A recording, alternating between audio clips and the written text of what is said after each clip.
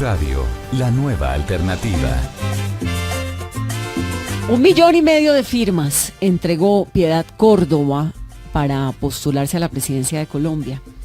Y está en nuestra cabina, pero además está acompañada de su hijo, a quien no conocíamos. Bienvenida, Piedad. Vanessa, muchas gracias, y a todos los compañeros y compañeras de la mesa, todos los y las radioescuchas. Muy incluyente. Claro, va a tocar decir radioescuchas y radioescuchos. Los piedosos y las piedosas. Pero se nos alarga Piadosas, mucho. Todos perdón. y todas. Lo que no se menciona no existe. El lenguaje crea realidades. Y si yo le digo aquí al compañero, ¿cómo está señora?, no le va a gustar, porque él no es una señora. ¿Usted está de acuerdo con eso de Bogotá para todos Totalmente, y todas? totalmente de acuerdo con el lenguaje inclusivo de género. Pero eso no es mucho cansancio, Piedad. Ah, pues ¿qué le hace? Como decía Héctor Abad, con sus 5 hermanas, y cuando los llamaban a comer, niñas a comer, y que nunca se sintió excluido. A lo mejor se sentía niña también. No, pues, o bueno, no sabemos. Y Juan Luis Castro es el hijo de Piedad. Juan Luis, bienvenido. Muchas gracias, Vanessa, muchas gracias a la mesa por la invitación, y a los radioescuchas también. Se llama Vivir en Piedad, el libro que escribió, que es sobre la vida de su mamá, ¿no? Básicamente. Bueno, yo creo que sobre la vida Sobre que tuvimos todo. nosotros y las circunstancias que se presentaron alrededor de la actividad política de mamá. Hay un capítulo, hay una parte del libro donde cuenta usted, Juan Luis, cómo llegó a la casa su papá un día y le dijo a Piedad: si le pasa algo a alguno de mis hijos, hasta la cárcel te hago meter, bandida. Esa es una frase suya del libro que es muy impresionante. Eso pasó cuando usted tenía ¿cuántos años? Yo tenía aproximadamente 18 años. 18. Y básicamente lo que sucedió fue que en esa época mamá estaba en una serie de debates. Había primero en el 94, del 91 al 94, cuando fue representante de la Cámara, pues asumió unas posturas bastante fuertes en contra del paramilitarismo que estaba empezando. Y cuando llegó de senador en el 94, presentó el proyecto para revivir la ley de extradición. Y bueno, en ese tiempo estaba el cartel de Medellín, estaba el cartel de Cali en todo su furor. A nosotros nos llegaron sufragios, nos llegó un álbumcito de fotos de mi papá que salía del trabajo, de los hijos montándose al bus del colegio. Y pues hombre, eso generó, pues, imagínense ustedes el temor, pues, y la situación que genera ese tipo de situaciones. ¿Y ella ya estaba metida de lleno en la política? Sí, claro, ya era senadora. Pero además ustedes crecieron como con una amenaza constante, porque todo el tiempo, pues la figura de la senadora Piedad Córdoba, la política Piedad Córdoba, despertó muchas inquietudes en Colombia, ¿no? Muchas amenazas por un lado, muchas críticas por otra, muchos seguidores también por otro. Sí, es que las posturas... ¿Cómo fue crecer así?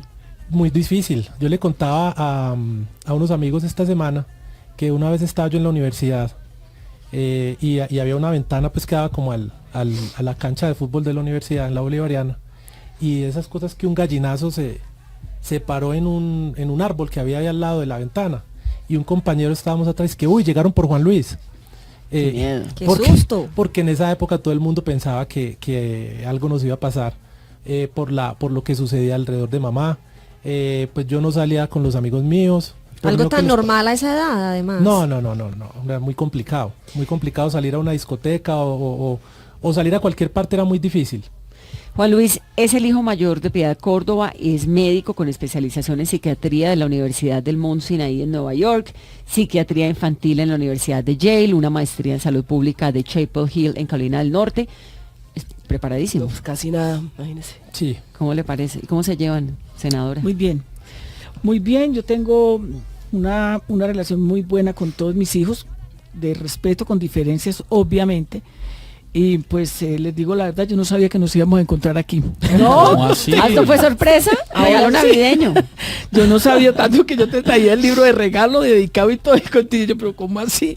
Bueno, Piedad, pero cuando él cuenta eso de ese álbum de fotos del papá saliendo trabajo, de ellos de chiquitos, imagínese la angustia que usted debió sentir como mamá en ese momento.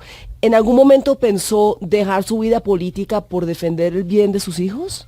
no, ¿Se la jugó? sería muy mentiroso si lo dijera por quedar bien con Juan Luis o con los demás hijos. O Ni con la hija. gente. Ni con la gente, no. Yo creo que cuando uno se mete a la vida pública, cuando se mete a la política, uno tiene que tener muy claro qué quiere hacer y para dónde va. y realmente yo recojo mucho del sentido de la política que habla el Papa Francisco. Y por lo tanto, como yo no veía la política como para servirme de ella, sino para servir con ella, pues era obvio que las posturas que yo asumí generaban mucho riesgo, hasta el punto mejor que cuando el papá de Juan Luis me pone ante la disyuntiva o de ellos y él o la política, yo tomé la decisión de seguir en la política. ¿Hubo reproches? Sí, claro. De los hijos, por lo menos. Ya que el papá de los hijos no le gusta es una cosa, pero reproches en algún momento por parte de sus hijos. Sí, claro, los hubo en su momento y sobre todo cuando nos fuimos al asilo. Juan se tuvo que quedar porque además se tuvo que ir de Medellín para irse a vivir a Caldas, que él tiene una historia muy chistosa ahí, para irse a terminar en la Universidad de Caldas por las amenazas y cambiarse el nombre. Cuando llegamos a Montreal fue muy difícil. En Canadá, primero que todo, pues porque no teníamos amigos, no conocíamos a nadie. Yo tomé la decisión de que fuera en Montreal para que ellos aprendieran el francés, ya hablaban inglés.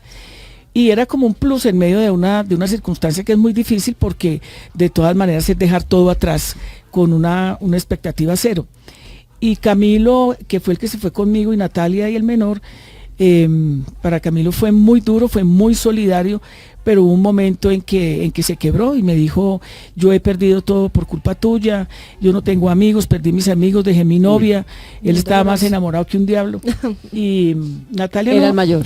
No, el segundo, de los hombres. Son sí. Juan Luis, Son Juan Luis, Camilo, Nati, y Natalia, que está aquí además. Sí, Nati, que es pues mi compañera permanente, y César el menor.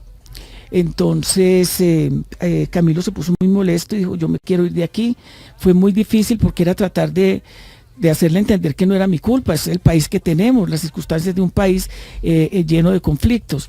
Nata nunca hizo ningún reclamo, pero tuvo un episodio muy fuerte, una especie como todavía llegado el día anterior, cuando le dio como una especie como de epilepsia. Por el mismo estrés. Por el mismo sí. estrés, sí. Y debía ser muy difícil uno combinar la política con ser mamá, porque además las mujeres nos tocan unas cosas complicadas. Ser buena política, ser buena mamá, ser buena esposa, ser buena hija, ser buena trabajadora, ser buena un montón de cosas, ¿no? No, a las mujeres se nos hacen muchas exigencias, eso es indiscutible, y ahí es cuando uno se da cuenta realmente todos los obstáculos que tenemos que surtir las mujeres para llegar a lo que queremos hacer o lo que queremos ser, y sobre todo en el caso de las mujeres que hacemos política, porque se nos exige ser buenas en todo. O sea, si alguno de los muchachos pierde una nota, la culpa no es ni del papá, ni que tampoco estuvo presente, sino que es de la mamá, que es la que no está ahí. Si uno no va a una reunión del colegio y manda, en el caso mío, a mi mamá, sí, porque tú no estás, sabiendo que tú eres la que debes ir. O sea, son construcciones sociales muy difíciles de saltar, y yo creo que eso es uno de los grandes obstáculos en los que yo he venido pensando muchísimo para que las mujeres puedan pensar en la participación de construir una sociedad distinta. Le estoy viendo ese turbante más grande que nunca. Sí, Que se ha metido ahí abajo. tengo las trenzas. Claro. Pero Entonces, más ahora, trenzas y turbante. Pero ¿y para qué se hace trenzas si no se le van a ver por el turbante? No, yo me las quito a ratos, me quito el turbante a ratos. ¿No le pesa? Para nada. Pero además tengo el país en la cabeza, ese sí pesa. Pero Todos los días le va a crecer más. ¿Cuántos años se hace turbante? No, yo toda la vida fui de turbante. Lo que pasa es que cuando yo llegué a Bogotá, la primera vez que llegué a Bogotá, cuando la cámara, yo decía, me da como cosa con el turbante. ¿Será que se burlan de mí si me pongo el turbante?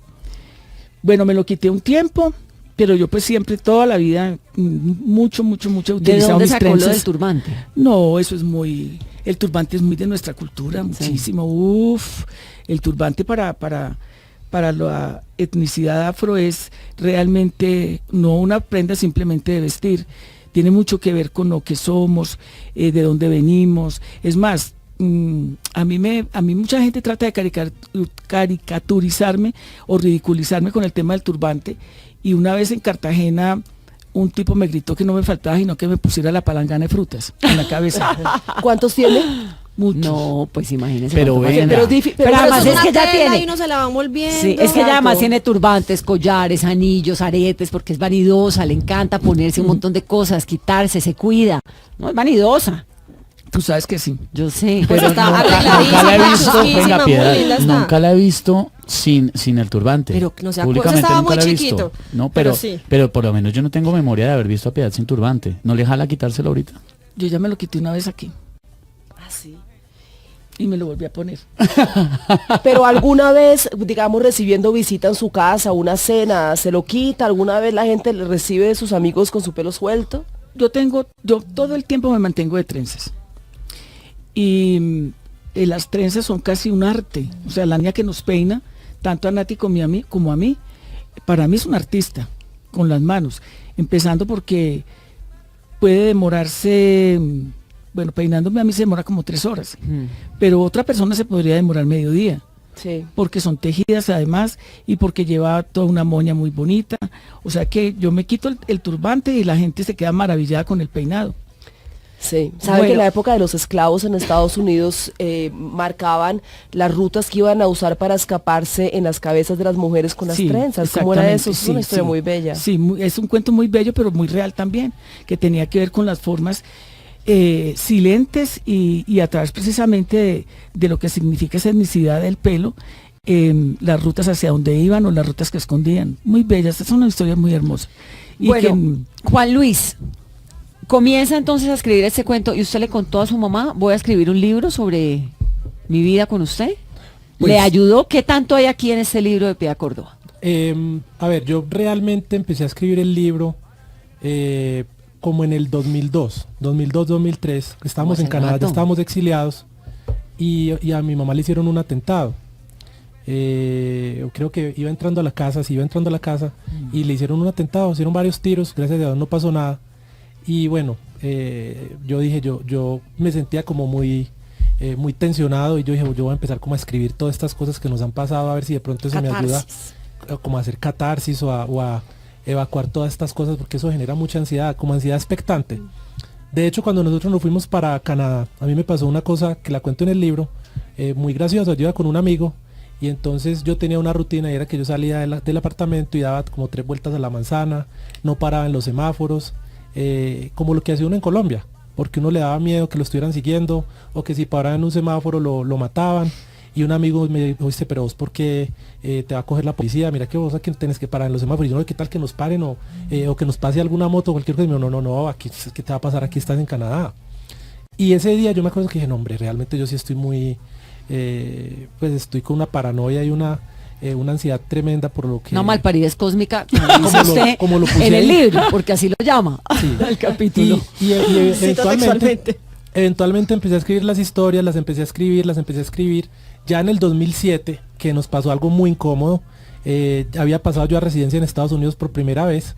Ya había dejado de limpiar pisos y de trabajar en restaurantes y había logrado validar el título. Y entonces le digo yo a mi mamá le dije, vámonos para paseo. Y dijo, no, vámonos para Puerto Rico. Ya estaba trabajando, ya estaba ganando plata. Y nos fuimos para Puerto Rico, nos quedamos en el apartamento de un amigo de mamá. ¿Y cómo les parece que era diciembre y salió? Y alquilaste tú una Y alquilé van. una camioneta y salió en las noticias de aquí de Colombia. Piedad Córdoba fue descubierta en Puerto Rico con una tarjeta de crédito dada por el gobierno venezolano.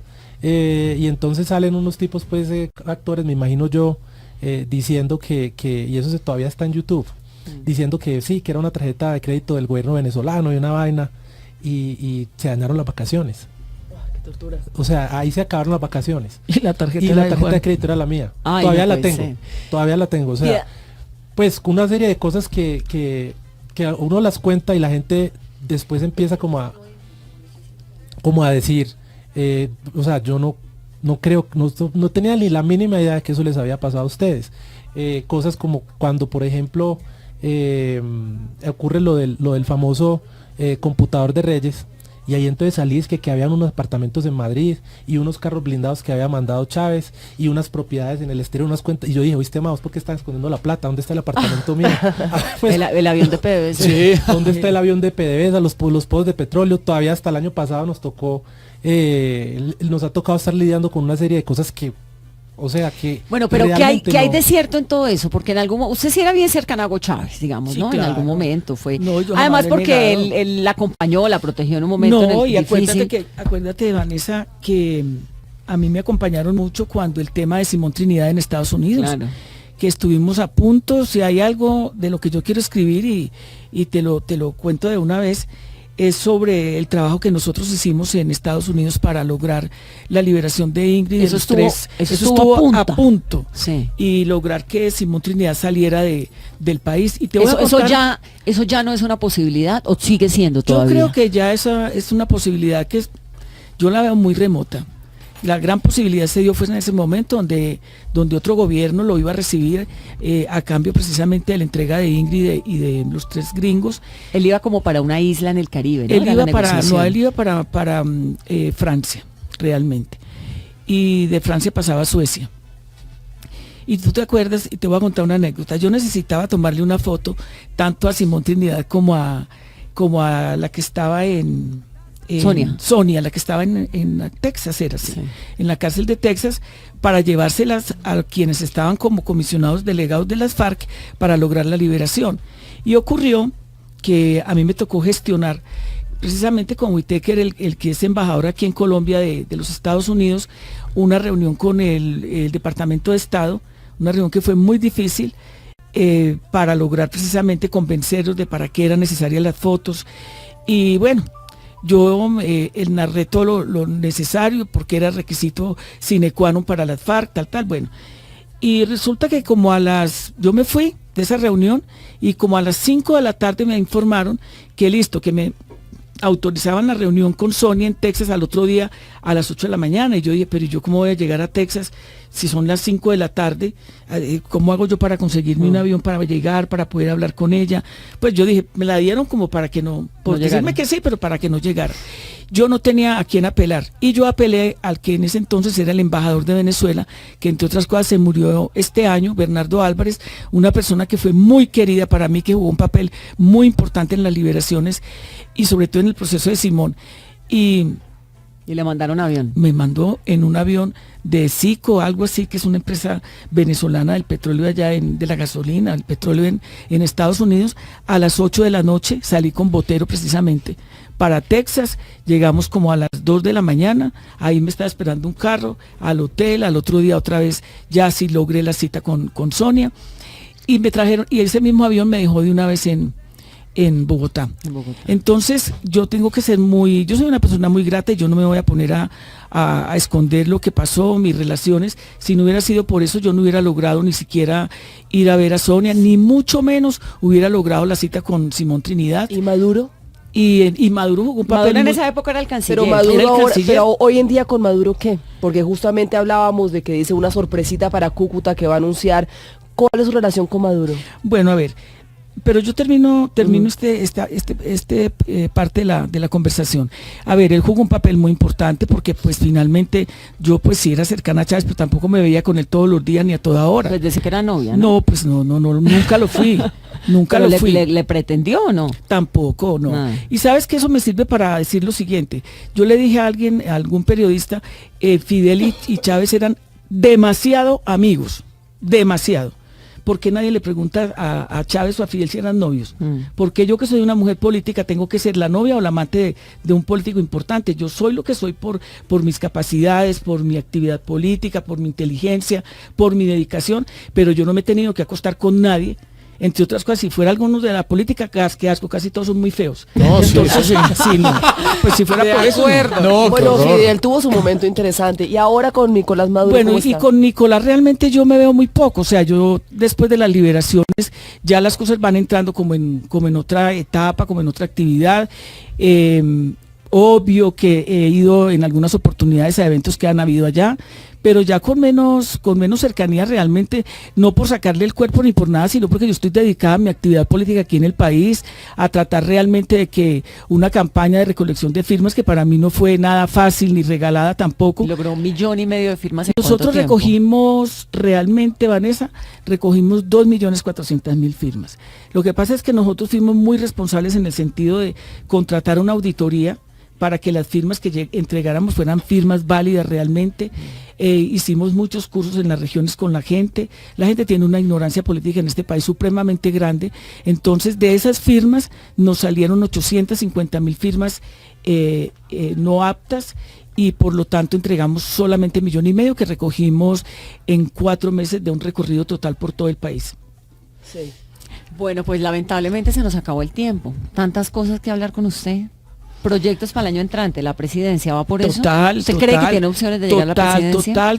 Total. ¿Con quién haría alianzas? Con la gente, con toda la gente, con las organizaciones, con las formaciones, con las mujeres, con indígenas, con afros, con empresarios, porque creo necesario. Yo tengo un tema que para mí es muy importante y es el tema del IVA cero. La eliminación del IVA y la propuesta de cómo se llenaría ese hueco tributario, y para mí es fundamental la reindustrialización del país. Piedad, hemos entrevistado varios candidatos que dicen que quieren como vicepresidente una mujer afro. Si alguien le propone ser vicepresidente, ¿se le anima? No, yo creo que de los candidatos que hay, no lo haría, y no lo haría por obvias razones. Yo creo que quienes han tenido al país en unas condiciones tan precarias son quienes los han gobernado, y realmente la mayoría de los candidatos han gobernado el país. Yo tengo otra concepción de país muy distinta. No es el país ni de la izquierda, ni de la derecha, ni del socialismo, ni del castrochavismo. Yo creo que aquí hay un tema fundamental y es el económico. Sobre eso hay que hablar. Yo no veo a ninguno hablando sobre el tema de la economía del país. Aquí se ha perdido la confianza inversionista, aquí no hay industria, aquí los empresarios están realmente muy preocupados por lo que ha sido la caída del consumo de la gente en este país. Por lo tanto, a mí me parece más importante el programa. Yo no veo a nadie hablando de programas, sino hablando de alianzas como con nombres o siglas, y yo no me veo es más, yo no creo bajo ninguna circunstancia, porque aquí la mayoría de los políticos son muy cobardes y todo lo que hacen lo calculan, y por eso viven pendientes de las encuestas. Y va bien, pero va bien en la encuesta. ¿Le ¿Quién? va mejor a usted que a Juan Carlos Pinzón, por ejemplo? No sé, yo realmente me recojo en el artículo de Daniel Coronel. La encuesta es el 27 de mayo, y si yo no hubiera recorrido este país como lo recorrí, a lo mejor estaría pensando a ver si me dan un ministerio, o me dan una embajada, o me nombran en alguna parte, o me dan una vicepresidencia. Yo no, yo estoy en otro cuento. Yo creo que hay que devolverle a la gente la fe en la política, que es muy importante, y hay que devolverle la fe a la gente en las instituciones, y a la gente hay que darle esperanza, y yo soy una esperanza de este país. He resistido absolutamente todo, todo es todo. Nadie sería capaz de recoger las firmas con toda la macartización que han hecho de mí, de mi nombre. Y te quiero decir, Vanessa, yo no tuve nada que ver con el libro de Juan Luis, y seguramente hay cosas que no comparto, pero las respeto.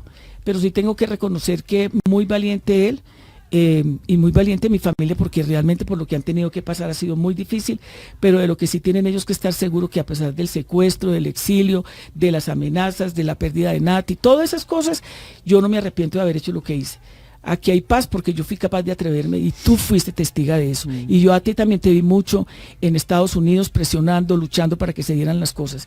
Por lo tanto, en medio de todo es mi legado. El legado mío es la paz, y ahora entramos a una etapa totalmente diferente, y yo quiero ser presidente de este país, y sé que seré la mejor presidenta que Colombia pueda tener.